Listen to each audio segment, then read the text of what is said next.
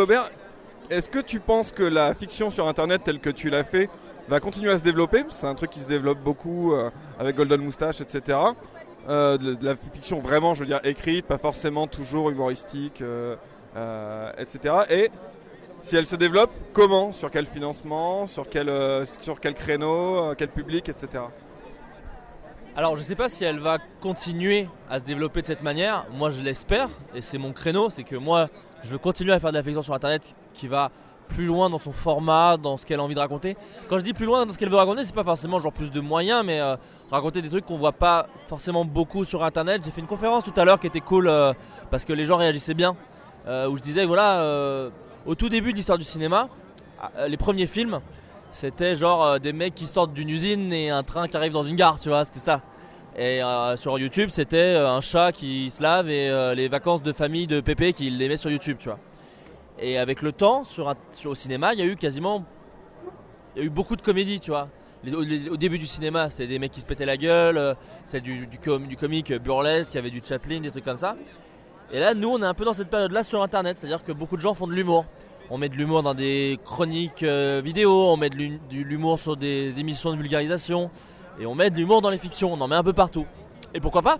Mais du coup, là, j'aimerais qu'on passe au stade supérieur, qui est, on met plein de genres différents. C'est-à-dire que moi, quand je vais au ciné, je vais pas voir que des comédies, tu vois. Je vais voir des films d'horreur, je vais voir des films d'action, je vais voir des thrillers, des drames. Et ben, je veux pareil sur Internet. Mon rêve ultime, ce serait ça. Donc après, comment ça va se développer, je ne sais pas. Moi, je sais que là, avec Golden Moustache, on essaie de trouver des financements, on essaie de trouver des trucs genre avec le placement de produits. Mais c'est très compliqué parce que très vite, ton film ressemble à une caravane publicitaire et t'as pas envie de ça. Donc tu fais au mieux. Oui, mais les dissociés, justement, ils ont été suffisamment intelligents pour que ça ne ressemble pas à une caravane publicitaire. C'est beaucoup de travail, il faut faire attention. Donc il y a ça, il y a aussi des deals avec des partenaires télé, genre diffusés sur internet, mais peut-être aussi à la télé. Il y a aussi maintenant tout ce qui est nouvelle façon de consommer, Netflix, OCS, Canal Play, où il y a des budgets qui se débloquent pour des séries, pour des films, même Netflix il finance des films maintenant.